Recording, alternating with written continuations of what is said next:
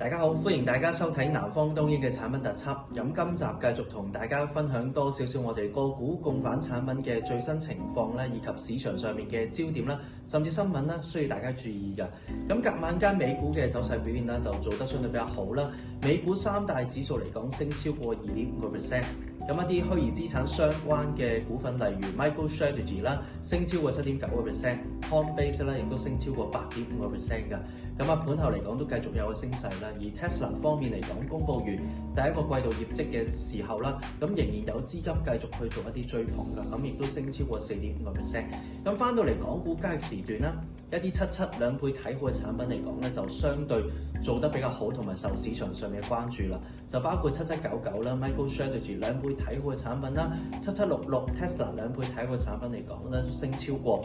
1成3㗎。咁而成交方面頭半個鐘咧都超過300萬嘅港紙。咁呢啲嘅策略嚟講，就係我哋成日同大家做分享咧，就係港股交易時段開市之後咧，就可以承接住美股公佈一啲嘅新聞，甚至盤後上面嘅走勢嚟講，做一啲短線嘅部署，搏佢短線反彈。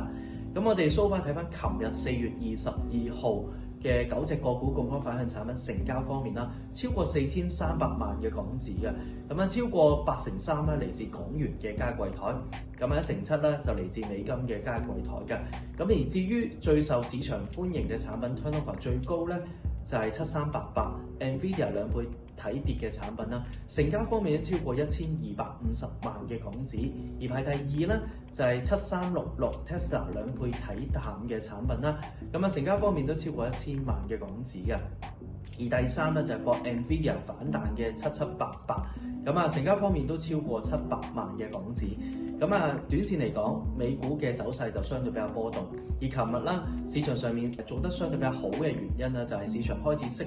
釋除疑慮啊。Donald Trump 出嚟澄清就無意解僱聯儲局主席鮑威爾嘅一啲嘅職位咧，令到市場上面啦之前咧對美元資產缺乏信心，開始消除呢啲負面嘅新聞消息啦，咁令到指數上面出一個明顯反彈。咁短線嚟講，我哋就做一啲博反彈嘅部署啦，留意翻虛擬資產兩倍睇好嘅 MicroStrategy 嘅7799啦，咁甚至股份方面啦，就留意住隻7766 Tesla 兩倍睇好嘅產品，因為公佈完第一個季度業績嘅時候啦，即使個業績唔係咁突出嘅時候啦，仍然受到市場上面嘅追捧。咁短線方面，我哋跟住資金流去做一啲部署啦，咁留意住隻7766啦，同埋比特幣相關嘅7799，作一個短線嘅部署博反彈。